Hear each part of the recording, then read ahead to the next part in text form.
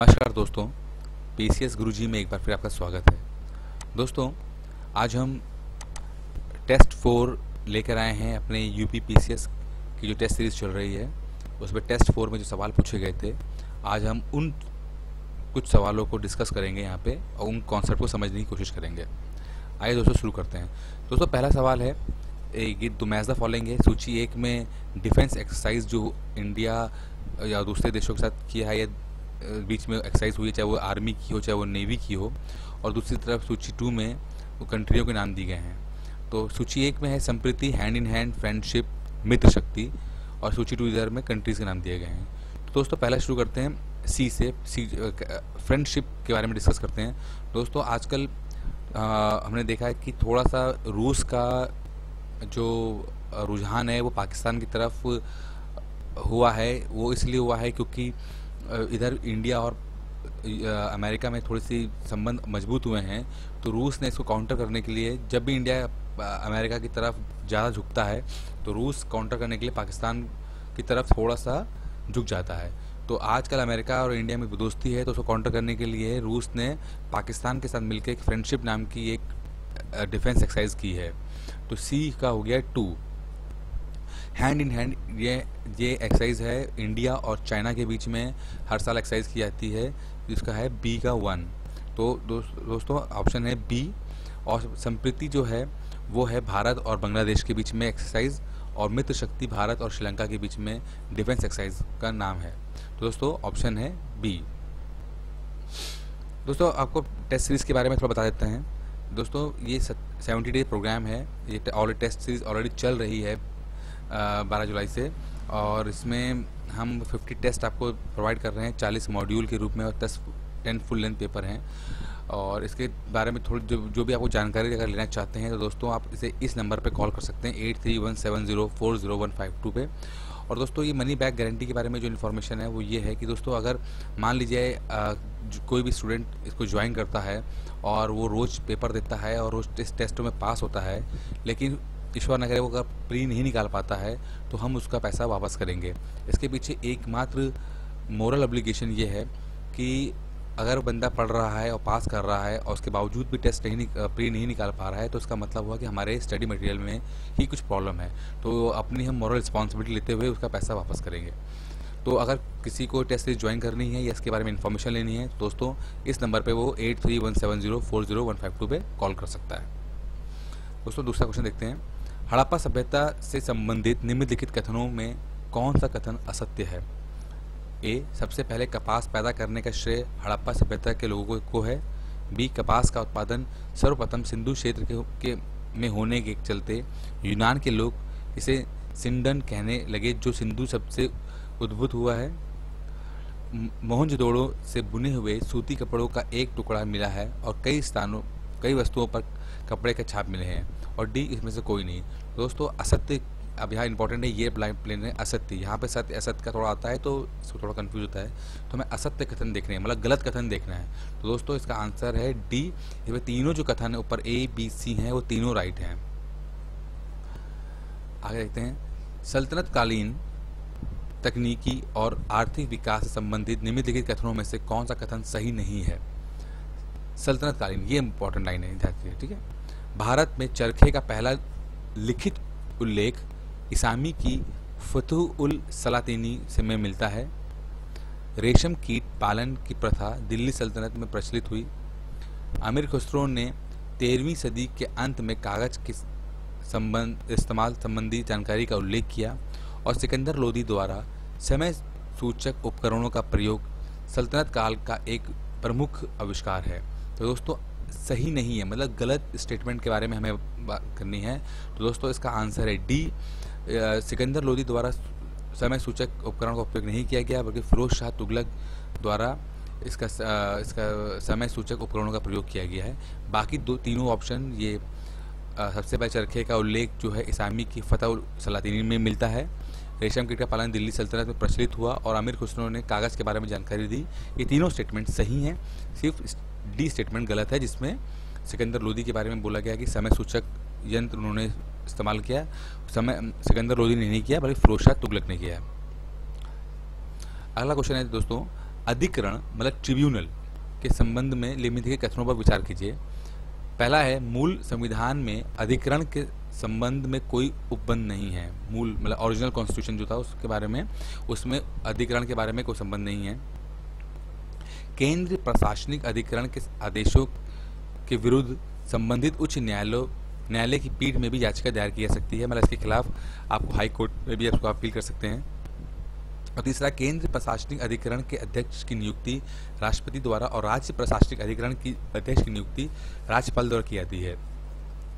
दोस्तों ये बोला गया है कि इसमें सत्य कौन से हैं इन तीन स्टेटमेंट्स में से। तो दोस्तों पहला और दूसरा स्टेटमेंट सही है और तीसरा स्टेटमेंट गलत है।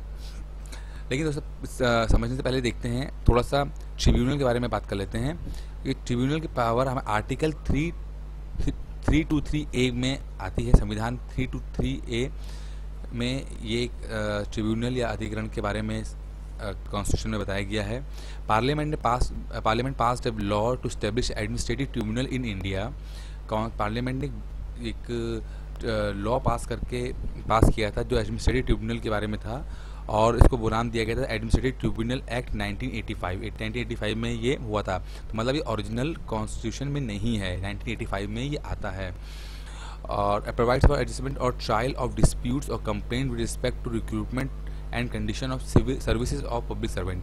मतलब जो भी छोटे मोटे डिस्प्यूट्स या कंप्लेंट होते हैं इसको सॉल्व करने के लिए ये ट्रिब्यूनल गठित किया जाता है। ओरिजिनल कॉन्स्टिट्यूशन में इसका कोई प्रावधान नहीं है, ये बाद में इंक्लूड हुआ 1985 में। और कौन सा आर्टिकल है दोस्तों, ये बहुत इंपॉर्टेंट है, 323A। ठीक है। अब इसमें जो तीसरा स्टेटमेंट था दोस्तों यहाँ पे कि केंद्र प्रशासनिक अधिकरण के अध्यक्ष की नियुक्ति राष्ट्रपति द्वारा होती है। दोस्तों जो सेंट्रल एडमिनिस्ट्रेटिव ट्रिब्यूनल के जो अध्यक्ष है उसकी जो अपॉइंटमेंट है वो राष्ट्रपति द्वारा होती है। और जो राज्य स्टेट लेवल में जो स्टेट एडमिनिस्ट्रेटिव अधिकरण की जो के अध्यक्ष की नियुक्ति वो भी राष्ट्रपति द्वारा होती है, पर वो सुप्रीम कोर्ट के जज, सुप्रीम कोर्ट मतलब CJI chief justice of India और उस राज्य के राज्यपाल की सलाह के बाद ही होती है। तो स्टेटमेंट 3 गलत है, स्टेटमेंट 1 और 2 राइट है। अगला क्वेश्चन है दोस्तों, प्रकलन समिति मतलब एस्टिमेट कमेटी के संदर्भ में दिए गए कथनों पर विचार कीजिए। यह केवल लोकसभा के सदस्यों से मिलकर गठित होती है। ठीक है, एस्टिमेट कमेटी की बात कर रहे हैं यहाँ पे। इसके सदस्यों का चुनाव प्रतिवर्ष अनुपातित प्रतिनिधित्व के सिद्धांत के अनुसार एकल हस्तांतरणीय मत प्रणाली के माध्यम से किया जाता है। और तीसरा है, इस समिति के अध्यक्ष का चुनाव राष्ट्रपति द्वारा किया जाता है। दोस्तों पूछा गया है कि कौन सा स्टेटमेंट सही है, सत्य है। दोस्तों स्टेटमेंट 1 और 2 इसका राइट है। पहले तो है प्रकलन समिति, एस्टिमेट कमेटी होती क्या है। दोस्तों एस्टिमेट कमेटी जब सबसे पहले इस्टेब्लिश की गई वो 1920 के दशक में इसको सबसे पहले इसका इस्टेब्लिश हुआ, ये बनाई गई। और बाद में इंडिपेंडेंस के बाद 1950 में बनाई जाती है।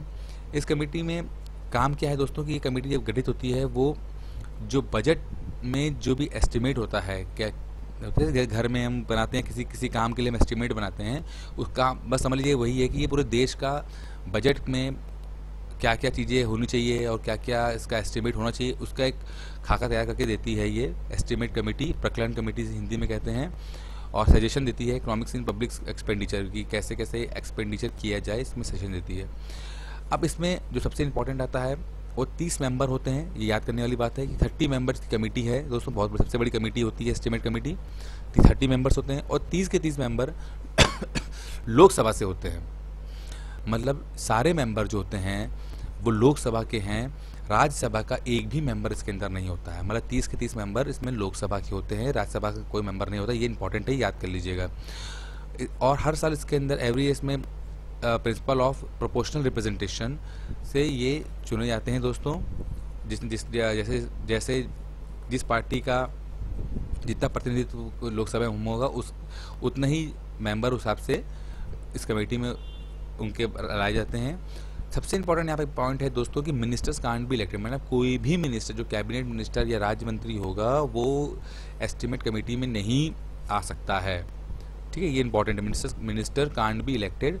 और जो अपॉइंटमेंट होगा, चेयरमैन का अपॉइंटमेंट है वो स्पीकर करेगा, ना कि राष्ट्रपति। जो पहले हमें ऑप्शन में दिया गया, राष्ट्रपति नहीं, स्पीकर करता है इसे चेयरमैन का अपॉइंटमेंट। और जो चेयरमैन जनरली क्या होता है कि जो रूलिंग पार्टी है उसका मेंबर होता है, उसका बंदा होता है। ठीक है दोस्तों, ये सब इस एस्टिमेट कमेटी के बारे में पूरा जानकारी हमने यहाँ बात कर ली है। 30 लोग होते हैं, सिर्फ सारे लोग लोकसभा की होते हैं, राज्यसभा से कोई मेंबर नहीं होता है। हर साल चुने आते हैं प्रिंसिपल ऑफ प्रोपोर्शनल रिप्रेजेंटेशन से। Ministers can't be elected, ministers इसमें नहीं आ सकते हैं, और जो स्पीकर होता है वही इसका चेयरमैन का अपॉइंटमेंट करता है, और जो चेयरमैन होता है वो रूलिंग पार्टी का बंदा होता है। अगला क्वेश्चन है स्पोर्ट्स का क्वेश्चन है, 2016 ग्रीष्मकालीन ओलंपिक में भारत महिला जिम्नास्ट दीपा कर्माकर द्वारा किया गया कलात्मक जिम्नास्टिक्स वॉल्ट ओडोनोवा का नाम किस देश के खिलाड़ी के नाम पर रखा गया है। दोस्तों अभी 2016 में ओलंपिक हुआ, और ओलंपिक में इंडिया का पहली बार जिम्नास्ट में इंडिया का कोई व्यक्ति ने इसमें रिप्रेजेंटेशन दिया, वो थी दीपा कर्माकर। ये बहुत इम्पोर्टेंट है, और उन्होंने वॉल्ट ओडोनोवा जो होता है वो उसमें पार्टिसिपेट किया था। तो दोस्तों वो पूछा जा रहा है कि वे वॉल्ट ओडोनोवा नाम कहाँ से आया है। दोस्तों ये वॉल्ट ओडोनोवा नाम रूस की जिम्नास्ट थी येलेना ओडोनोवा, उनके नाम पे रखा गया है। ये बहुत ही रिस्की एक स्पोर्ट्स है वॉल्ट ओडोनोवा। इसमें जो जिम्नास्ट होता है वो भाग के आता है और एक स्प्रिंग बोर्ड से जंप लगा के 2 बार समरसॉल्ट करके, मतलब 2 बार हवा में चक्कर काट के अपने पैरों के बल पे लैंड करता है। अगर इसमें दोस्तों थोड़ी सी भी चूक होने के कारण है कि वो पीठ के बल पे या सर के बल पे गिरेगा और उसी समय उसकी मृत्यु होने के चांसेस बने रहते हैं। तो ये बहुत ही रिस्की है और इसे बहुत कम ही लोग ट्राई करते हैं, लेकिन हमारे देश की दीपा कर्माकर ने इसको बहुत ही खूबसूरती के साथ ट्राई किया, और पर वो पदक नहीं जीत पाई, 4th आई हैं, लेकिन फिर भी उन्होंने जो करके देश का नाम रोशन किया। दोस्तों ये पोडोनोवा है वो येलेना पेडोनोवा के नाम पे रखा गया, वो रूस की थी।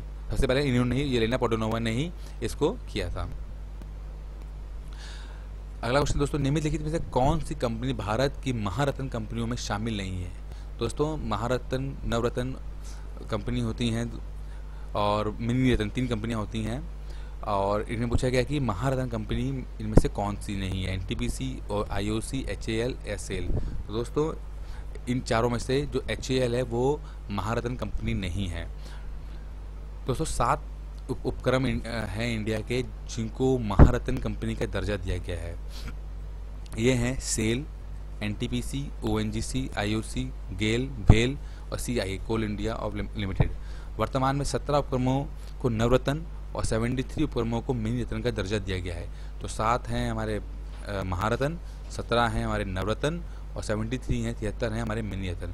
दोस्तों 3 वर्षों में कंपनी का औसत कारोबार 25,000 करोड़ रुपए और शुद्ध अर्जित लाभ 5,000 करोड़ रुपए होना चाहिए। ये किसी की भी महारत्न कंपनी बनने का क्राइटेरिया है कि वो पिछले 3 सालों में उसने 25,000 करोड़ का इसने कारोबार किया हो, पूरा रेवेन्यू किया हो, और जो प्रॉफिट है वो 5,000 करोड़ के लगभग आसपास हो। साथ में इसके विदेशों में भी कारोबार होने चाहिए। तो ये महारत्न कंपनी बनने का एक क्राइटेरिया है। अगला क्वेश्चन दोस्तों है, यूरोपियन कंपनियों के संदर्भ में निम्नलिखित कथनों में से कौन सा सही है। भारत में सर्वप्रथम संयुक्त पूंजी कंपनी का गठन पुर्तगालियों द्वारा किया गया। पूछा गया है कौन सा सही है। भारत में पुर्तगाली शक्ति का वास्तविक संस्थापक अल्मीडा था। सी है, डचों ने 1510 में बीजापुर के सुल्तान आदिल शाह से गोवा जीता। और डी ऑप्शन है दोस्तों, उपयुक्त में से कोई नहीं। तो दोस्तों इसमें जो ऑप्शन जो है वो है डी।